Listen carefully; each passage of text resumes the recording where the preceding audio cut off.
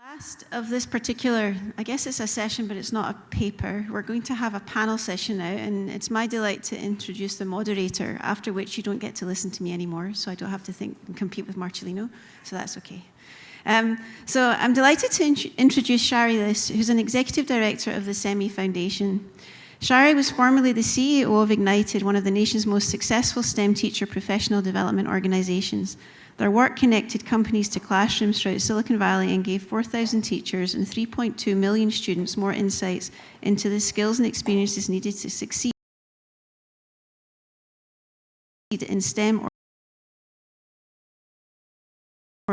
professions and companies. She has developed an alternative school on the East Coast serving at-risk high school students, created curriculum for NASA, and established a mathematics program for both gifted and challenged students in the San Francisco Bay Area. So please welcome Shari. Thank you so much. So at the risk of taking time, I can't help myself. I'm sorry, Tim. Why is DEIB so important when it comes to hiring? Jason, where did you go? I can't wait to talk to you later. I have so many things I want to talk to you about based on that the whole talk you just gave. It's amazing. So I'm doing workforce and DEI on behalf of SEMI right now, on behalf of our member companies. Students will not go into companies where they don't feel like they're represented. That's what we keep hearing all over the place. It's another reason, in addition to what you also said, about why this is so critical and why this topic is so important today and on this stage. And with that, I will stop talking because I'm just moderating. I warned you, it's hard for me to just moderate and not weigh in, but thank you. So I'm gonna invite my four brilliant panelists to join the stage. I'm gonna start with Alyssa Fitzgerald, founder and, yes, founder and CEO of AM Fitzgerald Associates. Thank you for joining. Debra Deininger, Chief Revenue Officer for N5 Sensors. Wherever. Vanitha Kumar, Senior Vice President of Software Engineering and Modem Software Development from Qualcomm Technologies.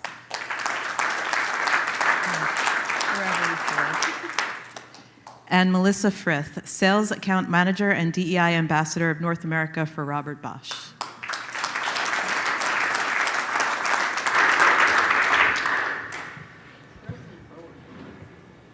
Go for it. Whatever makes you happy. Okay. This is a little awkward. There's 4 chairs. I'm just gonna, I don't know. I might walk. I'll be like Phil Donahue. This crowd will remember that. I'll date myself. I'm just kidding. Sorry. Okay, so this is a little different than others. I'm gonna start with just a general question for everybody to jump in on, and then we have some questions designed around each of the members here. But I'm going to start with, why does your company prioritize diversity, equity, inclusion, and belonging? Who would like to jump in? Debra, do you want to start us off? Sure, I'll start. And so for my current company, which is a startup, it is all about getting the best people. In a startup, there is literally nowhere to hide. Everybody has to perform at such a high level. And having diverse candidates, it's a little bit easier actually to recruit in a startup because they don't have the baggage or the reputation that maybe some other larger companies have. So maybe it's a little bit easier to recruit the best, and then they perform the best. Excellent, thank you. Alyssa, do you want to weigh in? Well, I think we're kind of in an unusual situation in that we haven't had to prioritize DEI in the sense that, you know, companies have formal programs. It has happened organically in our company, and I think part of that is because I'm a female leader. My number 2, my CEO, Carolyn White, is female. We've never had to put our thumb on the scale, but somehow I think we get to see a disproportionate number of female and underrepresented minority resumes because people are interested, a lot of women are interested in working for a woman leader. And so it's all kind of happened organically, and now, you know, we essentially have critical mass. So we haven't had to prioritize it in our hiring. Where we have prioritized it is one of our employees, Kim Harrison, who many of you have met, she recently motivated us to start a summer internship program. And there we decided we needed to prioritize DEI because we are aware that this industry needs more engineers in general. We need all the smart brains to come into our industry, to stay, to grow into leaders. And when we reflected back on our early careers, we realized that a summer internship had really motivated us to become engineers and stay in engineering. So for us, we are prioritizing DEI at the undergrad level and early grad, and trying to get them to be excited about semiconductor and MEMS and come and stay in our industry. Yeah, that's awesome. I think that it's unique in this industry to have a female leadership, although I did see Jessica in this room too. Another one, but the fact that I know them. But yeah, that's a really unique perspective. Thank you for bringing that. Do others want to weigh in on this before we move on? Melissa, do you want to? Okay. We could do the next. So given all of that, what do you think, we'll start with you on this one, okay, Melissa? What do you think has been one of the most successful DEI programs, initiatives, or activities that have resulted in moving the needle on DEI within your company? Yeah, so I'm with Robert Bosch, and that's obviously a very large corporation. We have roughly around 10 different Bosch resource groups. And one of our groups, African Ancestry at Bosch, started a wonderful program, which is a reverse mentorship program that has paired the members of this resource group to actually to one of our regional vice presidents. And in this program, they not only learned from a personal level, but also on a business level from these members of the resource group on what they're thinking and feeling as a person of color.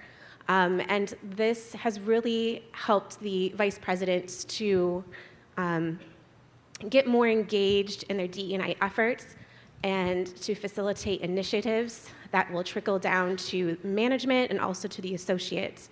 And in my particular division, a really good example of this has been that our particular vice president has started this initiative to help trickle down these D&I effects or their efforts.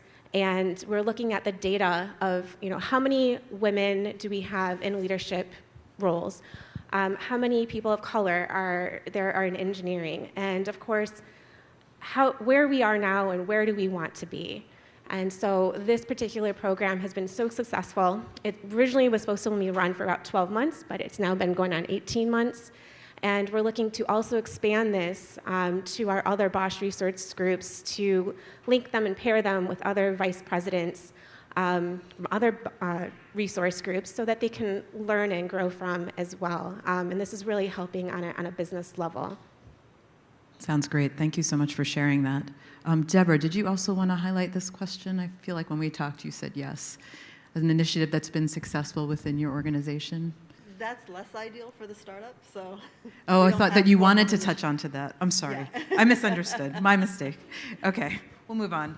All right, Vanitha, this one's for you. What's influenced your thinking around DEI and motivated you to get involved in being an advocate for change? I think for me, I should say my DEI involvement did not start with me at all. And I'm somewhat even ashamed to say that because I've been in the industry for like 25 years. And maybe for a good 10, 15 of those, I was completely oblivious to the fact that I was the only woman in the room or there were not enough women around me. None of that seemed to bother me, and I don't know why. So, but when it really struck me was when I had my own children. I have 2 daughters, and like when they were all in their middle school, and I was like, kind of getting in there to coach them for like, Science Olympiad and robotics and all of that. And I was realizing that they were having a really hard time finding partners, right? Like other girls to partner with, because the other girls are like, oh, like they didn't want anything to do with, no, Mrs. Kumar, that seems like it won't be fun, or I don't think I can be very good at it, or I have other things that I want to do. And like getting the boys to partner with them, oh, good luck with that, right? That really wasn't really going anywhere either. So that's when I kind of like, it really struck me. It's like, oh God, what's really happening here? I mean, if my girls want to have a career in engineering, even if they really want to, they are going to have all these hurdles. And then that's when it kind of like, struck me that, oh, this is going to be a huge problem. And then I was able to tie that back to what I was like seeing, around me at work. And that's when I really started kind of like rolling up my sleeves, because then all of a sudden the problem became very personal and this had to be solved.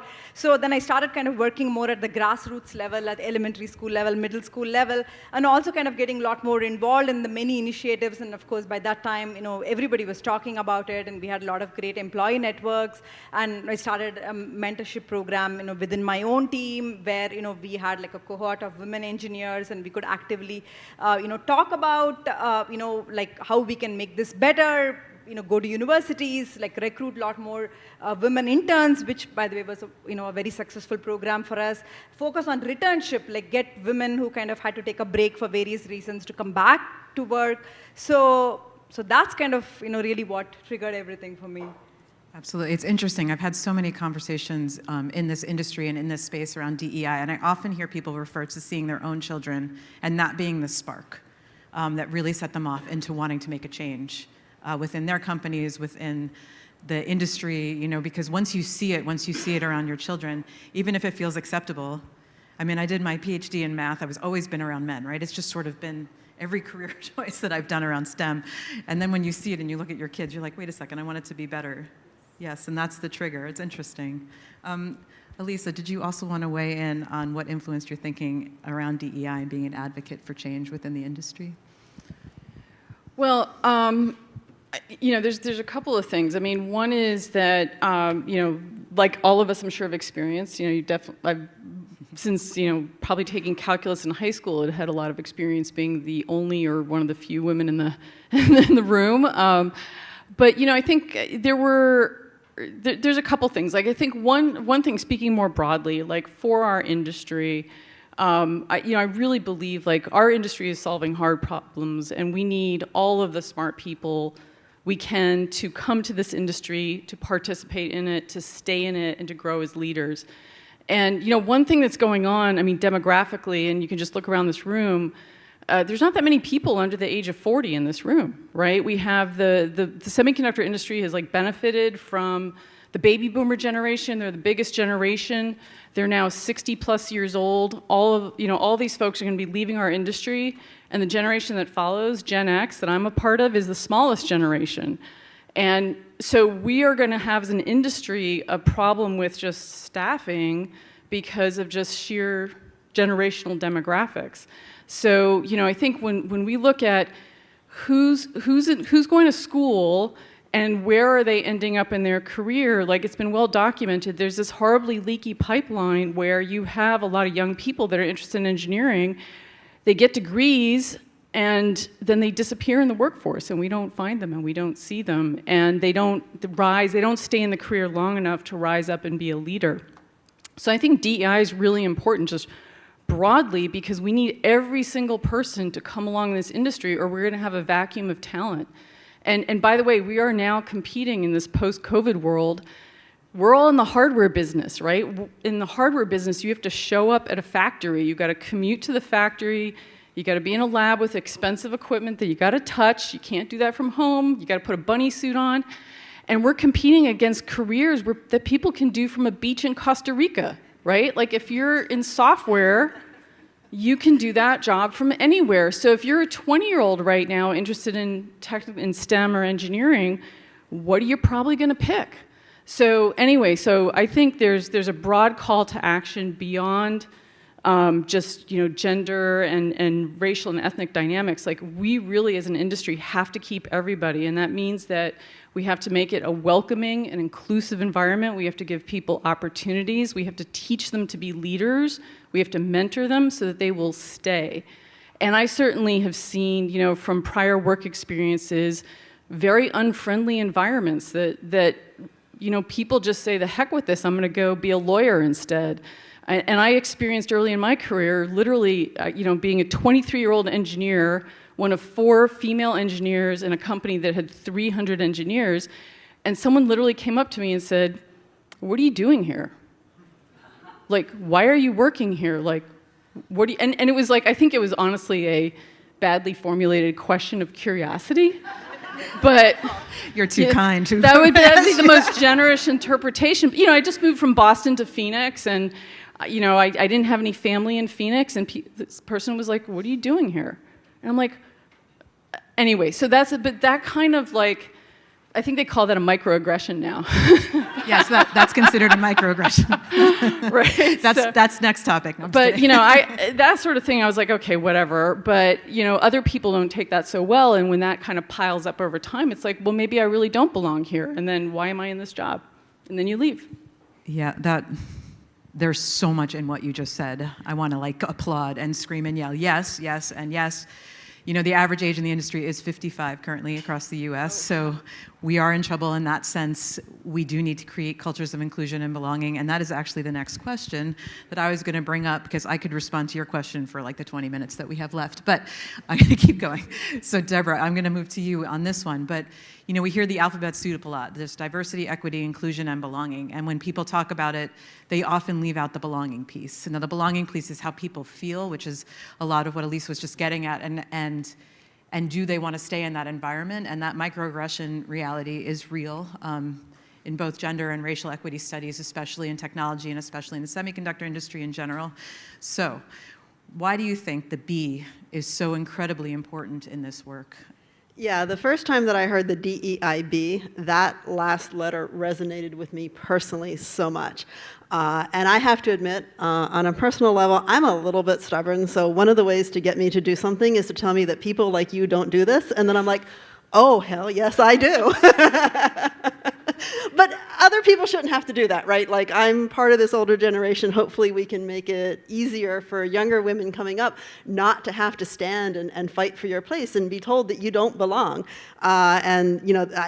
Your story just resonated with me so much, because when I started in my very first company, which will remain nameless, it was a large company, the principal scientist literally told me that women shouldn't have technical careers. They should be getting married and having children. And I'm not that old, but these things happen. And so it goes to that idea of not just hiring women, right? Hiring women is good, hiring minorities is good, but giving them an honest-to-God seat at the table, making them a part of a team, making sure that they feel like a part of the team. And the beauty of this is it goes beyond diversity. If you're a leader, make everybody feel like a part of your team, right? Some people are more outgoing, some people are less outgoing. Everybody's got their own baggage and their own background. Whatever it is, the more that you can create that sense of belonging so that people can show up at work and do their best job and be a part of the team and really feel valued, that's what's going to make your company succeed. And as a side benefit, it will probably help your DEI numbers. Yeah, absolutely. Thank you so much. Melissa, you also had said you wanted to weigh in on this one around belonging. So belonging, I see, is a fundamental need for everybody. It's a fundamental human need. We can look at our children as an example. From an early age, we just want to belong, right? They just want to fit in and belong in with their peers. And so at Bosch, we say that belonging is actually the outcome of DE&I. Diversity is a fact. We live in this fast-moving, global-paced business world, and if you look around, diversity is everywhere, especially in our workplace. And equity is the goal, the fairness. Are we, I think as someone else had mentioned, are we pooling our candidates only from the same colleges or the same demographics? Are we opening up that pool and looking, outside into different cities or different colleges?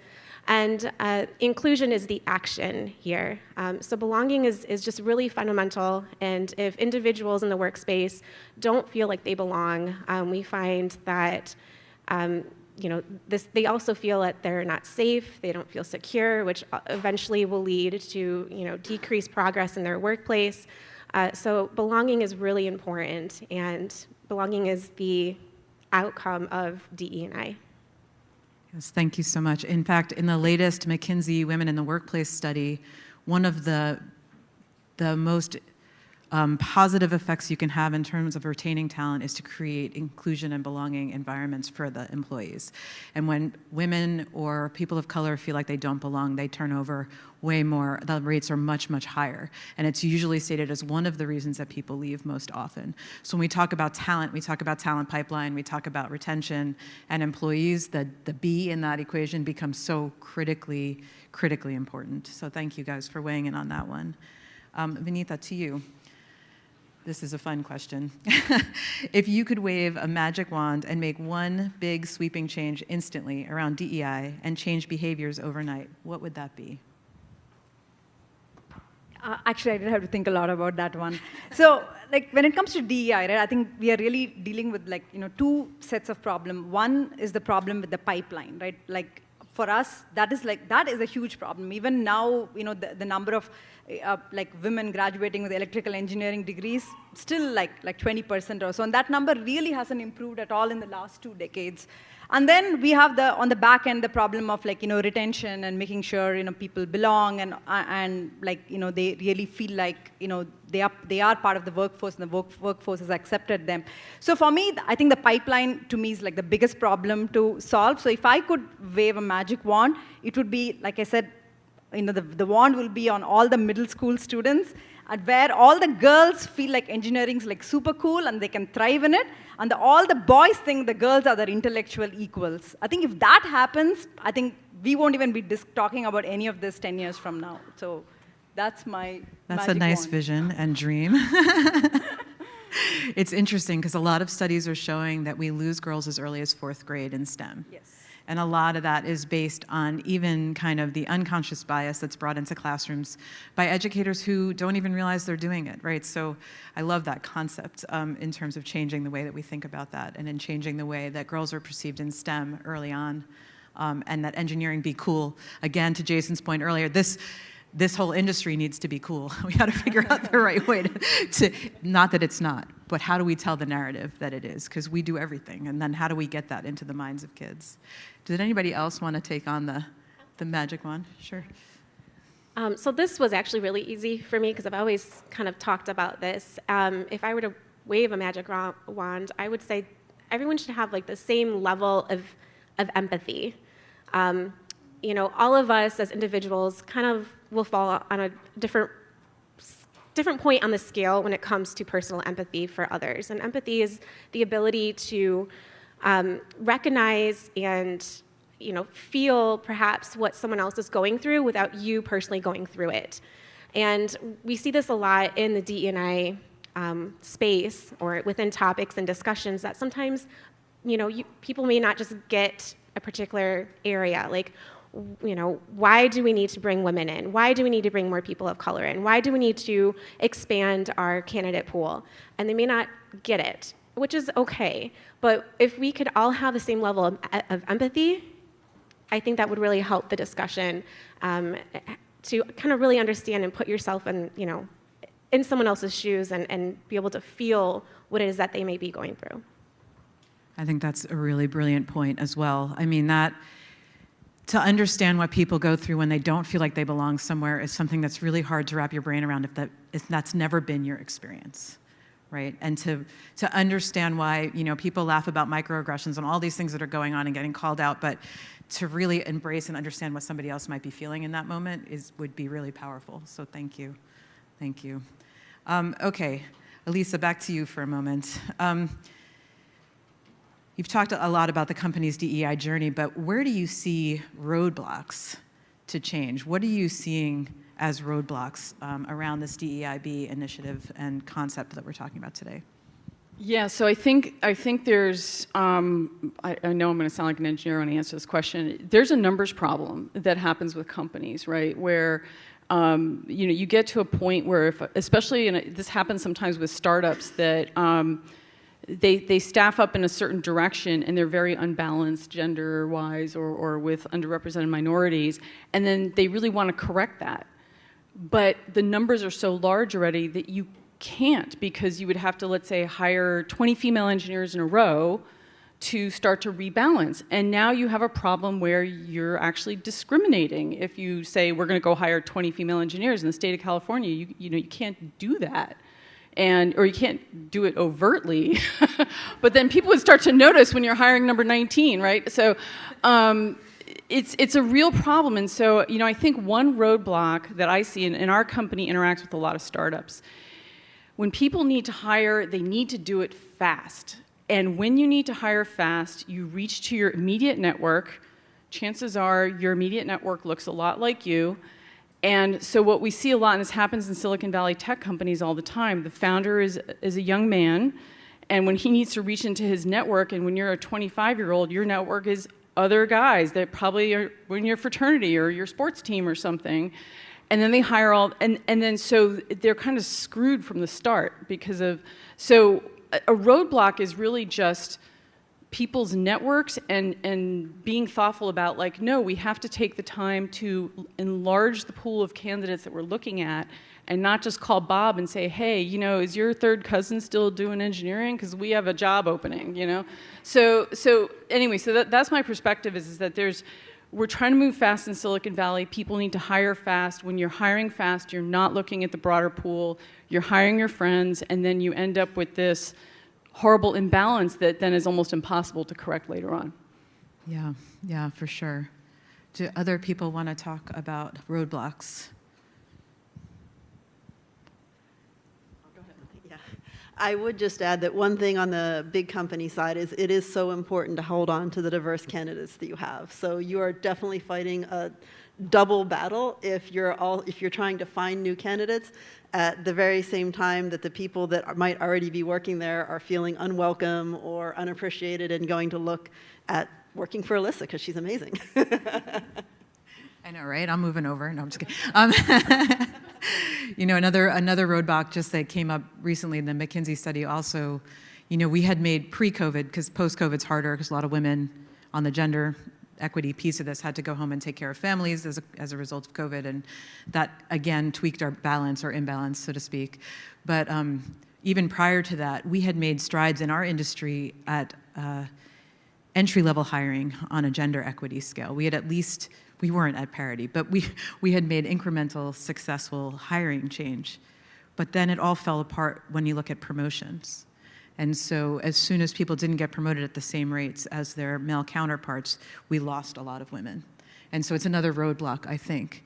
And I don't know all the reasons behind that. There's a lot of speculation around that. But that's another interesting thing to keep in mind as you're examining your own practices and your own company's policies, is that family interaction, is that just that men are, I was going to say louder, sorry guys.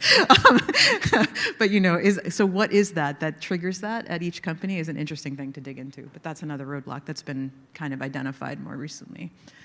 Okay, so moving on from that, Vanitha, I'm going to go to you. What do you think are the consequences of ignoring DEI? I think we've really gotten to the point, I think we ignore DEI now, I think it's basically going to affect every company's bottom line, right? Because like for example, in Qualcomm, we are looking at, like, you know, so many new technologies and like things like 5G or XR, machine learning, all of that stuff.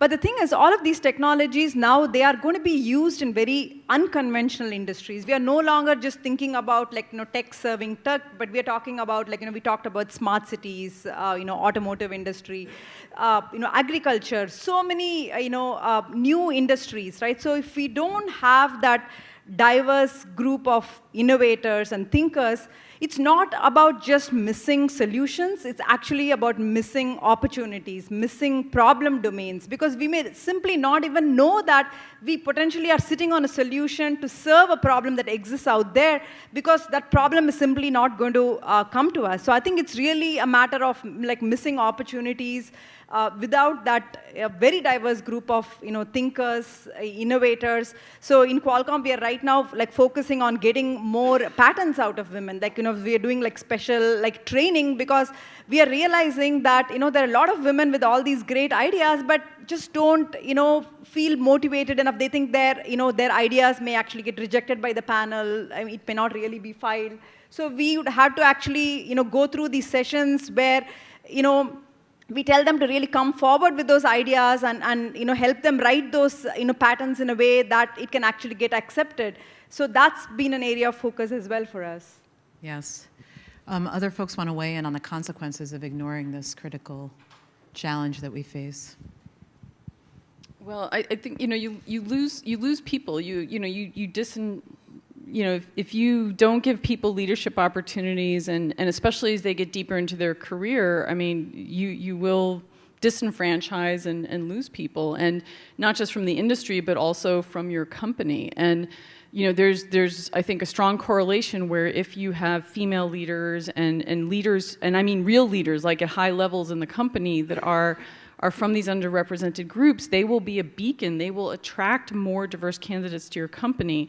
And if there's no, if they don't perceive a path to that level, the glass ceiling or whatever, they will leave and find something else to do. And either outside of the industry or certainly outside of your company. And I will say from my personal experience, before starting my company, I was at a startup that I had hoped that I would be able to go into a leadership role there, and I very much wanted a seat at the table. And after a few years, it was clear that that was never going to happen.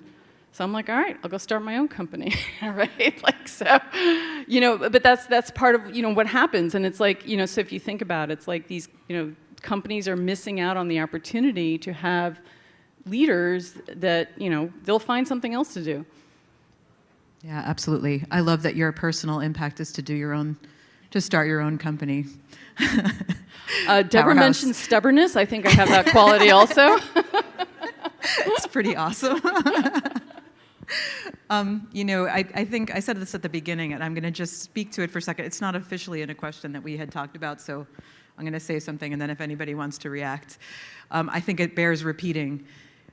We're talking about hiring challenges in this industry. It's like my whole world right now. Every conversation with chips passing, and then the numbers that you were presenting, Jason, were really interesting to me. The number of unemployment, the numbers of people we might need. Where's the balance? Where's everybody? Is there a panic about the recession? That's all happening for sure, but the reality is that we're competing with the FANG companies, as you said, and on a lot of different levels, on a lot of different scales. And everything that I hear when I talk to students as early as middle school, high school, community college, university, even when I go out and talk at veteran events, people want to see themselves represented. They want to see themselves in a company doing right in this space. So to me, that's the danger of not really working on this, because the talent crunch is just going to get harder and harder and harder, right? So if you guys who are up here who are passionate about this topic and believe in it and live it and breathe it, and there are people in this audience that are listening, and I have no idea where everybody is on their journey, and maybe everybody's really good at this and all your companies are all balanced and it's awesome, so I'm not assuming anything, but if you were to give some advice to people that want to make a difference within their walls, within their companies, within their hiring practices, what would you give as advice or as a first step in this, or potentially a second step? And then we will go to questions. I'll leave it with that. If anybody wants to jump in there. It's a hard question. No, I think one of the big things, I think it's not just about the leaders and executives talking about it in all hands and everything. We really have to kind of make it part of the company's DNA. So it's not just a conversation for just managers. I think we have to, the very first day an employee walks in, right, they have this 3-hour orientation. Do we talk about DEI over there? Do we tell that person, hey, you are here. As part of being in this company, we expect you to pretty much live and breathe this inclusion and treating everybody with empathy, treating everybody equally, accepting everybody. That is what we expect here. That is part of our DNA. That's part of our culture. I think that, I still feel like that conversation on day one is missing. So I think that's kind of really important, because that way they know that, hey, these guys are very serious about it. It's not just, me going in and doing my best and I'm going to get promoted and I'm going to become this and that in 5 years and 10 years. It's it's very important that how I am with people around me. Excellent, thank you. I'll maybe try to motivate the audience on here's how you can really make impact in 30 seconds, which is write an email to one of your colleagues, Dear John, I just met this great engineer, Jane. I think you should consider her for your group or consider her for the job. Fill in names appropriately, right? Just a small act like that of making a connection, helping a young person get connected within your organization or, to get a job somewhere else has a huge impact for that person. Just having that kind of advocacy that takes 30 seconds to write in an email. And I can tell you, like, I've benefited from many of you in the audience writing emails like that, and I've written emails like that for young people to help them get visible to a potential employer or for a potential promotion or whatever. So, you know, I think a lot of folks feel that this topic is overwhelming, like, oh my God, where do I even start? I don't know anything about this. But, you know, advocacy is really, and you know, you can call this mentorship too, to connect a young person to a senior person. These days, it's a 30-second email, and you can really make a big difference that way. Excellent point. I think mentoring, sponsorship, also critical. Yes, sir. Hi, Robert Indoska from Invisa Health, and I have purposely built Invisa with 50% women. So once we incorporate, it will be required on the board of directors, it will be required to be 50% women. You got to start at the top. We're a very early stage startup company. You got to start early, and if you haven't started, start now. So I believe in balance, and you know, that famous book, Men Are From Mars, Women Are From Venus. We think differently. Ultimately, you know, there's genetics involved, and we think differently, and we need balance. Look at the world. Which countries did better during COVID? The ones that were run by women, ultimately. So, but we can't just swing it the other way and have it all run by women. So we need to have that balance. I don't know, I'm just kidding. What's that? I just, you know, that's my opinion, and I believe in balance, and it's required to be 50%. And if you don't go in with that mindset, my advisory board is less than 50%. I try to get it to 50%. If you don't try, you're never going to get about 5% or 10%. But we got about 30, 35% women on the advisory board. You know, so that's critical. You have to go. I mean, nurses. I could go out and find, you know, male nurses. You know, but you know, obviously, female nurses and female respiratory therapists and female doctors, they exist. It's harder to get engineers, but you can find people. It's a little easier, I think, in a medically oriented company, but it can be done. And if you don't do it, if you don't make it a priority, you'll never get there. Yeah, those are really good points. I do want to say what's been interesting, because we just did a study on this. It's not that we're not creating enough female engineers. It's just where do they go where they feel safe to go, right? And that comes back to the belonging question. So if you look at like the biotech field, for instance, it is dominated by women engineers. And that's because when they go into those companies, they feel like they belong and they're included in those companies. So I think, you know, I absolutely agree with you, but I think, you know, that other piece is missing at a lot of the companies within this space. Women at the top, how can you feel like you belong? I know, but look at our industry. Look at this room. I mean, a lot of wonderful people in this room, but this is not a gender or racial equity indicator. You know, we still have work to do. Sorry, other questions? I have a question for the panel. We are all leaders here, right? And as leaders, if we have a team of people who is different from us, and it's not just gender, right? It's even nationality, it's background, it's race, it's many things. Do we ask ourselves if we have their back? Right? Do we constantly ask? Because as an employee, I want my manager to have my back, and that should take care of maybe 80, 90% of the issues. I'd like to know your thoughts. And I know it was brought up, right? Is there enough empathy in management? But, you know, could this simple question take care of most of the issues?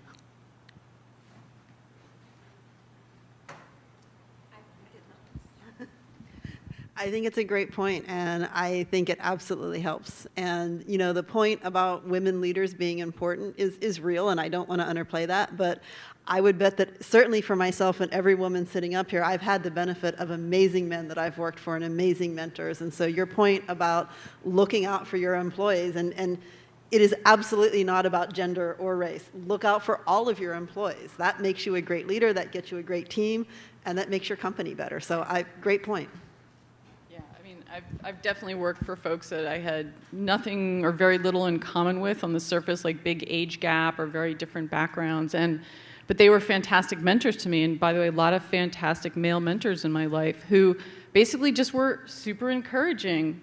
I wouldn't say I was in a situation where someone had to have my back, but it was like I just got those pats on the back and the encouragement and atta girl, and it means a lot, and it's so simple. It's so easy to do. It doesn't cost you anything to give a compliment to a person or help them out or how's your day going even. I would like to add to that, and not to be repetitive to what you ladies say, but I will add that, if you just start discussions with anybody, whether you're a female or a male, with the opposite gender or someone outside of your demographic, a different background, race, so have it. Just start a discussion with them. What are your challenges? What are your thoughts on this? What are you feeling? What are your experiences? And maybe you won't exactly understand what they've been through or what they're saying, but as long as you're trying, that's also part of having your back, right? We don't always have to agree and necessarily always align, but just having, again, that empathy to try to understand where the other person is coming from, that alone will also be very beneficial. And back to the point of feeling like that person belongs there. Thank you. I think we're up on time. I want to thank everybody for the engaging conversation, and especially the panelists for sharing so openly about this really critical topic. I do want to mention, I get that there are 5 women on this stage, and we talked a lot about gender equity, but racial equity is a whole other topic that we could dig into for hours, I'm sure. But I want to just thank everybody again for your brilliance and input on this topic. Thank you. Thank you.